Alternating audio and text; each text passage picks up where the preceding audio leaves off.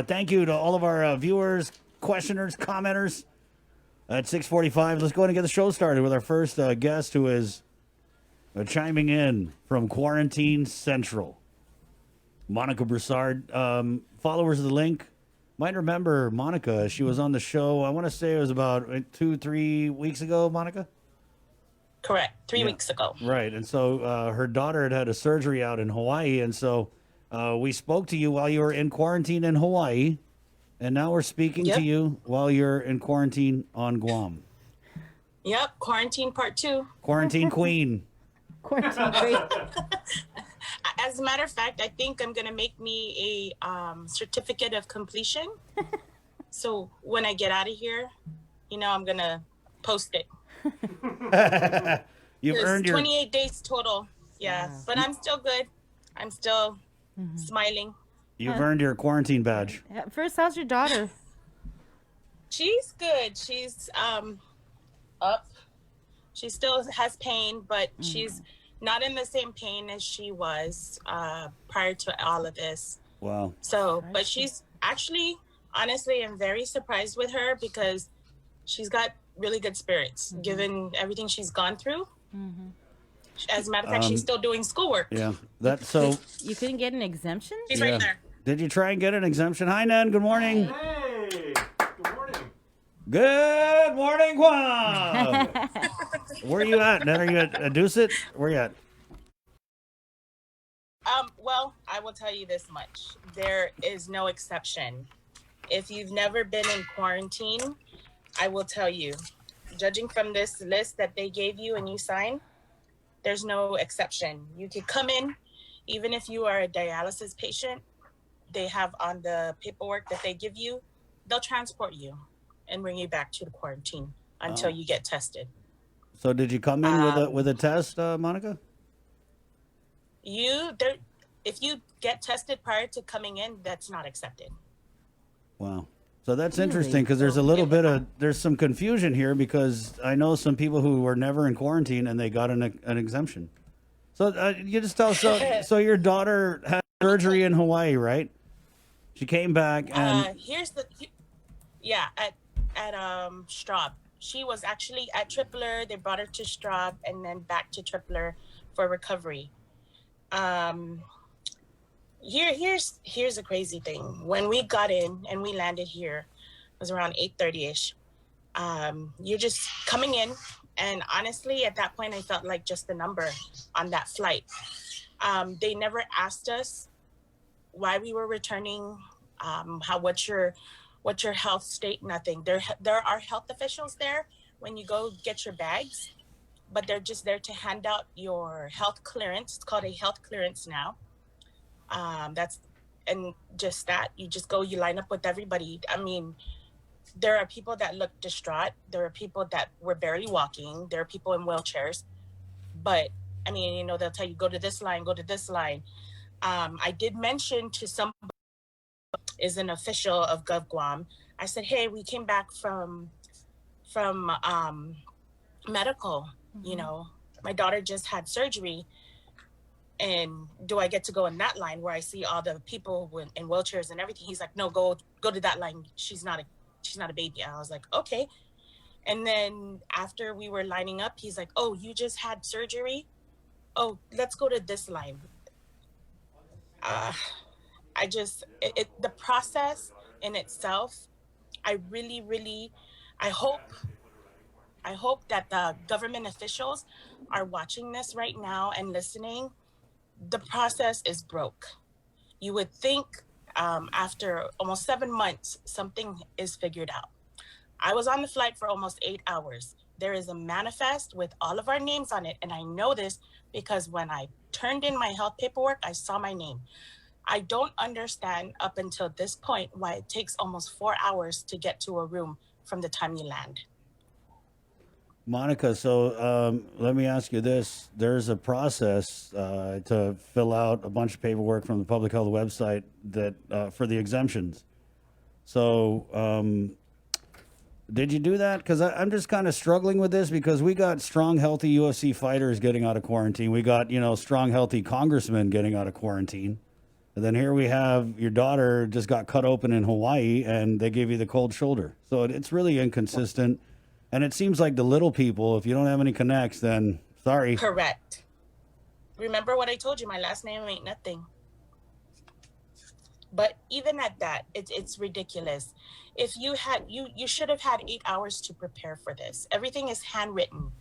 And then after all of that process, you get your voucher and then you go and you sit down for a few more hours waiting for a bus to transport you, only to come to the quarantine site to wait again, get in line. By the time we got up to our room, it was about midnight or past midnight. That is, with that, it's just crazy. Right. It's crazy. And I will tell you this. I have to say that the guardsmen and the reservists, I have to say they worked really hard. I will tell you, they were set up for failure. There was no public health person on site at that time to answer any questions. If I had a question, all the guardsmen said were, I'm sorry, you'll have to refer that to a public health official. They're the only ones who can answer it. What was that? Yeah, and they came later on in the morning. I don't understand that process. Everybody I spoke to, I have to tell them that my daughter just came back from medical. She's also got some other issues, underlying issues. We both have health issues. I'm not complaining. I get it. With all the rising numbers, I get the need for this quarantine. I just think that they need to better the process, because you would think by now, at least when we land, oh, okay, may I see your ID card? You're Monica Broussard. Here is your voucher. Let's get you on the bus so we can get you down there to the quarantine site. But no, that's not how it happens at all. And here's another thing I saw. When we were getting down after immigration, there were people separating different ways. And I'm like, okay, is it because that person has special privileges? I thought that once you land, everybody goes on this mandatory quarantine. Regardless of who you are, it should be done. And for those people who are up there making all these decisions, if you've never done this, and I don't think you'll ever do it because you're exempted, this is not something for someone with mental health issues. I will tell you that much. I have to say, throughout this whole time, this is my second quarantine. I didn't choose to be in quarantine. It happened because of our situation. But I'm good. I'm in good spirits. I want to help people. I want people to know what to expect. As a matter of fact, when I get out of here, if you're in quarantine, hit me up. Look for me on Facebook, whatever you want. And if you need someone to talk while you're in here, call me. Call me and I'll try to do my best to walk you through it, because you're here. This is not your house. You're not comfortable. I've spoken to a lot of people on the flight here, and it's very disheartening to know that a lot of these people are coming back to bury loved ones, coming back to sick people, coming back from being sick, and they have to come to this and not anything else, I don't get how people get tested positive and then they get to go home and self-isolate or whatever you want to call it. But when you're in quarantine, you got to go home.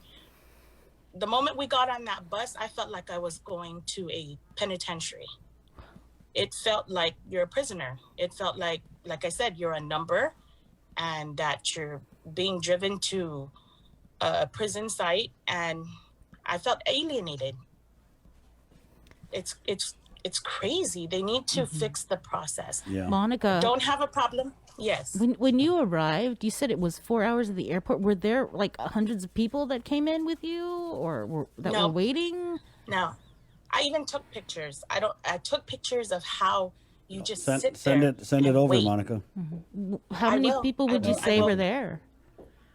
The flight wasn't even full. There were people who were able to stretch out on all the different seats. That's how full the flight was. Not even full. What about at the airport? Because I'm trying to figure, why would it take 4 hours? Was there a lot of people at the airport when you arrived? No, it was a 4-hour process, landing and the hotel. Mm-hmm. The airport, I think by the time we left there was 2 hours. We waited at the airport for 2 hours. That's a very long time. Right. Very long time. So 2 hours at the airport and then 2 hours in line at the Check-in. quarantine Yeah. facility. Yeah, it's between that whole transitioning. It's just crazy. Wow. It's I don't know. I don't get it. It's I interesting. sat there. I'm reading the emergency hardship on Public Health's website, and it says persons arriving in Guam who do not qualify under any of the aforementioned exemptions may request for emergency hardship status due to the following: a family emergency, a serious acute medical condition, a behavioral health condition, a recent medical procedure or surgery.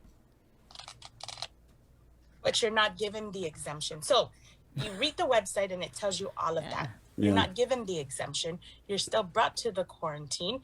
What happens is they put you in the higher category of testing. And the whole thing with being tested on the 6th day. So they call you here on day 1 and they tell you, okay, on the 6th day, here's what they don't say is that it is based on availability. Every day here, they always have incoming flights. So on every one of those flights, again, there are people who move up in the different categories. So if your category is not an emergency, then you're gonna be bumped down. That's just freaking frustrating. It's disheartening. Yeah. And because I have better spirits, I will actually have to say that if somebody who is here because they're here to bury a loved one, or their parent is not doing too well, Or they're a pretend farmer, or it's hard. It's hard. I make the best of it. I FaceTime with family, and I enjoy. We get creative. My daughter and I yesterday, I posted it on Facebook, because there's no microwave. So how to warm up food while you're in quarantine. We took a blow dryer, and blow dryer heats up. So you just kind of heat it up. Wow. So, we're doing good. How frustrating is it though, Monica, to know that some people who are elite, who are like high-ranking government officials, and other people who are just a lot healthier than you are, skip out on the quarantine. Yet here you are. Yes. That's just got to be frustrating. And that's the problem, is that the politics has tainted this whole quarantine system. Whereas you might have believed in it a couple months ago, and then when you find out, Lana, these guys are getting on a quarantine, they're healthy guys. You know what I mean? And if you want to get out of quarantine, if you're a high official and you're getting out of quarantine for a reason, then at least the 14 days you're supposed to be in quarantine, then at least help me better the process so that the next flight that comes in doesn't have to go through this process to wait 4 hours after being flown. I was on the flight with some people who came from LA, boarded the plane in Hawaii, came all the way over here, and still had to go through that same process. Imagine that. Right. You're frustrated, you're tired, you can't go home, but then at least, because you forced us into quarantine, but then at least speed up the process. Yeah. It's speed it up. Come on. We have modern day technology. The least you could have done is have those vouchers pre-printed. But we're going through, you're handwriting them. You come to the hotel, they're handwriting again. These guardsmen, they need to lead them better, because they can't answer your questions. They're doing everything they can, and they're very generous. They carry your bags for you. If you want ice while you're in your room, they'll do it for you. Whatever, linen, everything you want and you need, you call down there and they help you. The problem is, it's just, you get some rude ones, and I think they're just as frustrated as everybody else because they can't answer the questions that you have. But I mean, to the public health officials who are making these decisions and the government officials, especially the governor, if you want to continue to do this, then at least come out and check the process and make it better. Right. Make it better, because you have a lot of frustrated people, and I used to wonder how come people want to sue the governor, sue the government, after 10 days or whatever it may be. This is the reason why you put them in these positions. You actually back them into a corner. You, regardless of what you want to do, voluntary or involuntary, you still have to quarantine. It's really bad when you put someone in a position. You're coming home for several reasons, and I still have to do this. And you're getting off the plane with different people, and you're seeing them. Oh, why is he off to the side? How come he doesn't get on the bus with me? It's very bad. That's bad for someone's mental state. Right. We have some comments here. Desiree writes, "It really is heartless for those who have come home to bury a loved one. My other half's cousin came in with his daughter and other niece. They haven't been on island for more than 10 years, if I'm not mistaken. They were in quarantine for 14 days when they buried their grandfather. They were scheduled to leave 2 days after. It didn't give the family enough time to grieve together, as they should during a time they lost a loved one. It's most important that families grieve together during the loss of a family member. But it's not the case if you're coming home after losing a family member. It truly is heartless." Yeah. It is. It's very disheartening. I've talked to some people, and like I said, they were here. They're coming from other places, to going through Hawaii and coming home simply to bury their loved one, only to find out I have to go. And, one of the guys I was on, he was very hopeful that on day 6 he's going to get tested. And then when we landed, they said, it's based upon availability if you're going to get tested. I'm here. This is day 3. They said, given my condition, no one ever called me to ask me if, oh, hey, your condition, would you like to get tested already? No one called me. This is day 3. Let me just read for people who are joining us. So we read what the eligibility requirements are for the emergency hardship, but it says these are the following requirements that have to be adhered to if you are seeking emergency hardship status. Must go directly from the airport to a Government of Guam quarantine facility, which Monica has done. Must agree to be assessed by medical, behavioral health, or public health staff at the government quarantine facility to determine necessary services, which may include an option to leave quarantine on a time-limited basis for a specific emergency hardship event activity, or to transfer to home quarantine. But individuals must offer documentation and information regarding the emergency hardship to medical, behavioral health, or public health staff, and review emergency hardship may take several days depending on the completeness of documentation and availability of COVID-19 testing. And you have all the documentation when you came in, you went to the government quarantine facility, and no one was there from public health, right? Nope. And you have all your No, they documents. can't. Yep, they can't. I mean, they just, like I said, I just received a phone call on day 1, and they just ask you a few questions, and it's like, okay, good. You have no questions. Bye. See ya. And they knew that you had your daughter had surgery, and you wanted to apply for this emergency hardship. I will tell you this. We're in good spirits. We're okay right now. There are other people, regardless of our situation. I know what it's like to lose a loved one. Yeah. I'm okay right now. I would prefer for those people who have to go, that's the last time you're going to see your loved one. I would prefer for them. I'm okay. My daughter's okay right now. I would prefer that they work with those people, because a mental health issue is really bad. It's really bad when you're here for that purpose and you just want to go do that. That's all your purpose is here.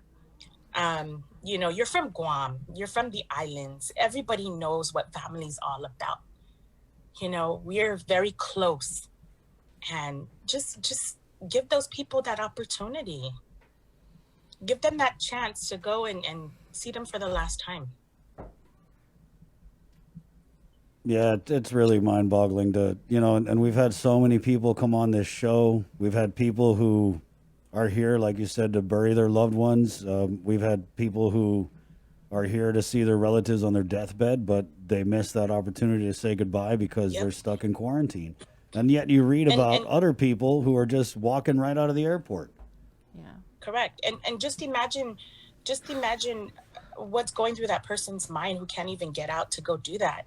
It's really bad. It's a bad thing, you know. I've been through losses and not during a pandemic, but and it's hard in itself. What more now in this time? It's worse. I just want to I really my main thing is to reach out to the high government officials, public health, the governor, the lieutenant governor. Call me.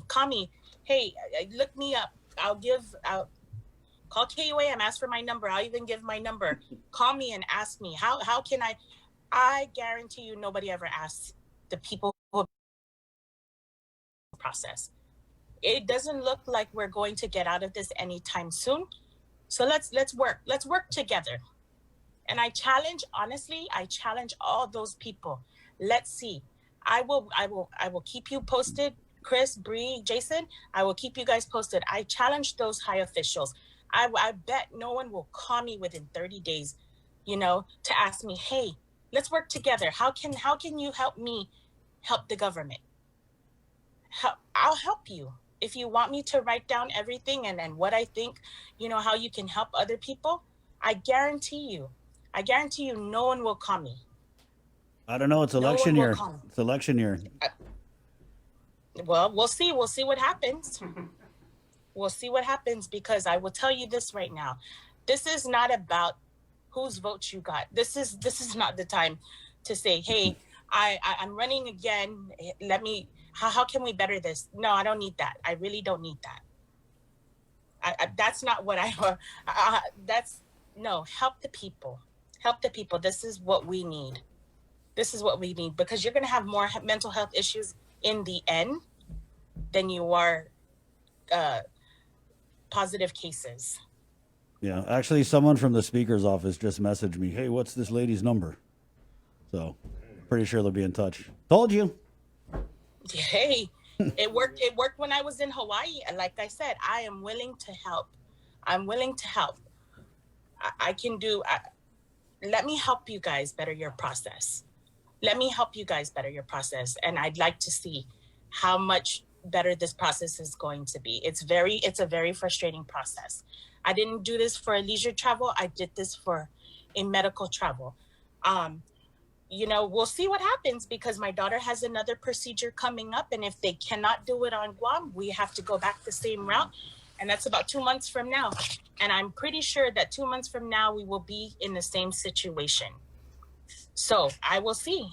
We'll just have to see from there when I travel again, if I get quarantined. But, you know, like I said, it's not our choice. It's something that has to happen. It's because Guam doesn't have the specialist. Guam doesn't have. Yeah. So we have to leave. Yeah. We have to fly.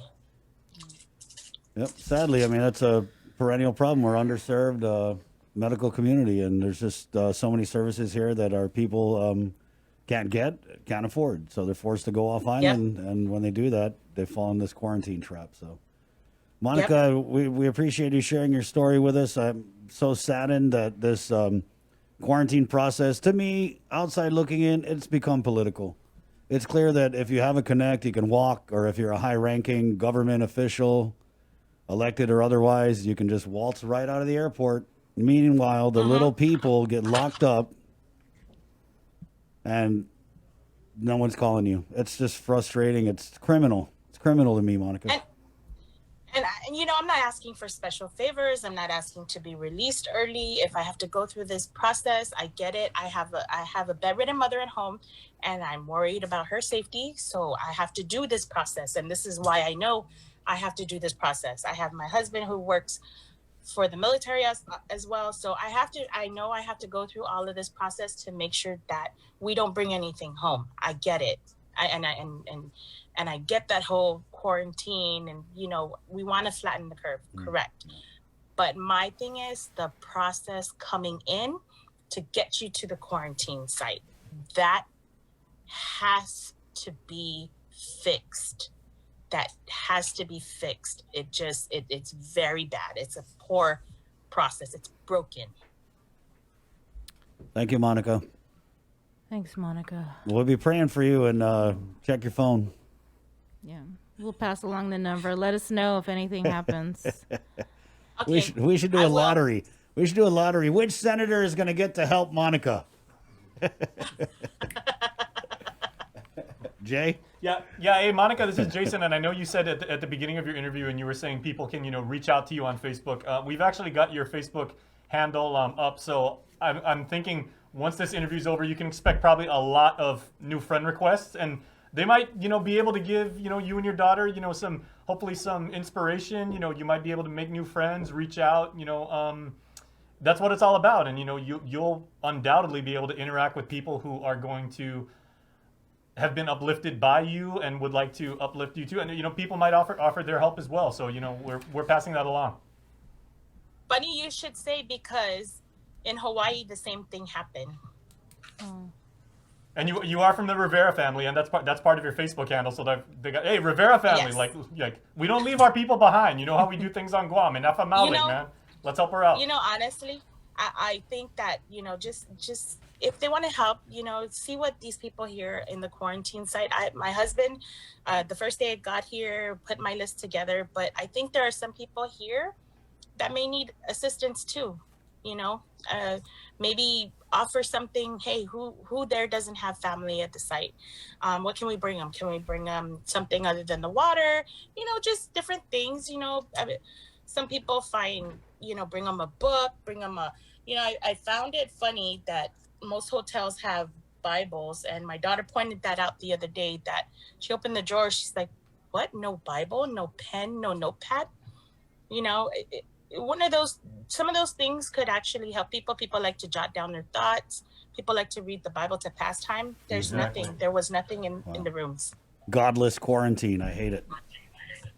Exactly. Real quick, Monica. That's something I'm sorry? Oh, sorry. I was going to say real quick, where do you draw this strength from in yourself? Because you're such a positive person, and it would be so easy for you to just go scorched earth and just say, I'm so pissed off. I want to disassemble the entire system. I want to rage at every single person who's involved in this. But you're being positive, and you're using this to help others. Where does that strength come from?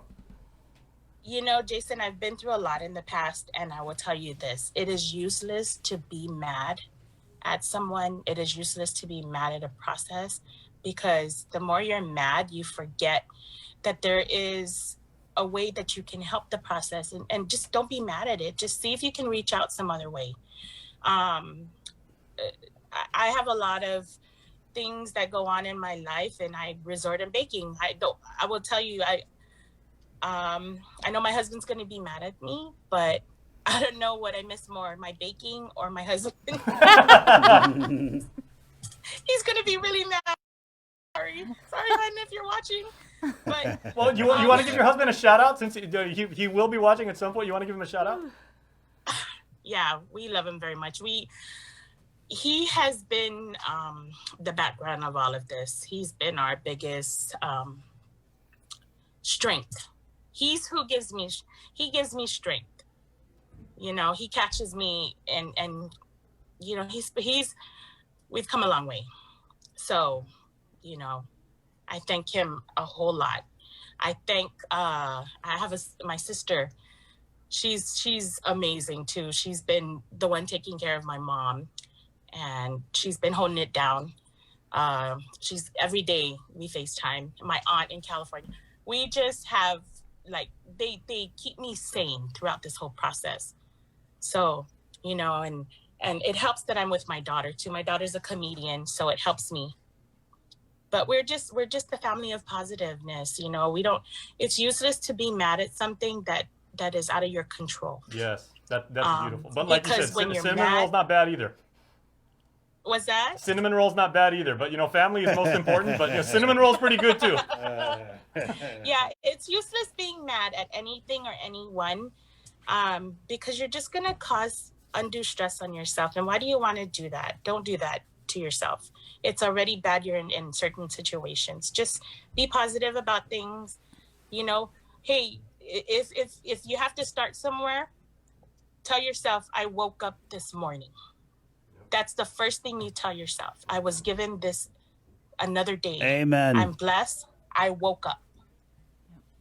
You know, I woke up this morning. I that's all. feel you. I feel you, Monica. I'm that guy. A lot of people say that, oh, I'm just happy to be alive, but they don't really mean it. Like me, literally, when I wake up, I'm like, thank you. Thank you. There are people. Back again. Yep. I've been through tragedy in the past. And, you know, I just have to say, every day you wake up, it's a new day. It's a day given to you, not to waste, to make good of it. Right you on. know, every day you're given, make better. You know, make a change from yesterday. Yep. Make a change from yesterday. If yesterday you knew that you know, passed by something that just, believe me, here's a good thing. It's like a piece of trash on your floor. You pass by it today because you're having a crappy day. Is that piece of trash going to remove itself? It's still going to be there tomorrow. It's not going to grow legs. Yep. Correct. So be happy. You're up today. Your body's still working. Pick it up, throw it away. And guess what? Tomorrow you're going to be happier. Why? Because it's not an eyesore anymore. And like I said, Monica, I was telling you on WhatsApp, I'm going to nominate you for sainthood. You know, Viva Santa Monica! All right. I'll go back to your corner. Thank you, Monica. Thank you so much. Yeah, thank you for your positive words. Yes. Totally agree. Every night I pray, and I always say, give me a chance to live tomorrow so I can try and be better than I was today. And, you know, tomorrow's not guaranteed yet. Here we are. So thank you, God. We'll see you. God bless Thank you. Keep me posted. Send me the pictures. For the opportunity. Okay. Send me the pics. Send me the pictures. Okay. Did they hear that? You guys hear that? I didn't hear anything. Okay. Thank you, Monica. That's that. Bye. Adios. Yeah, that's 717. What an amazing person. Yeah, Monica Broussard there. Stay positive, but not COVID positive. We're going to take a short break, and then we're going to prison. Yep. Going to Department of Corrections with Major Anton Uggan next on The Link. This is The Breeze, 93.9. Good morning, Guam.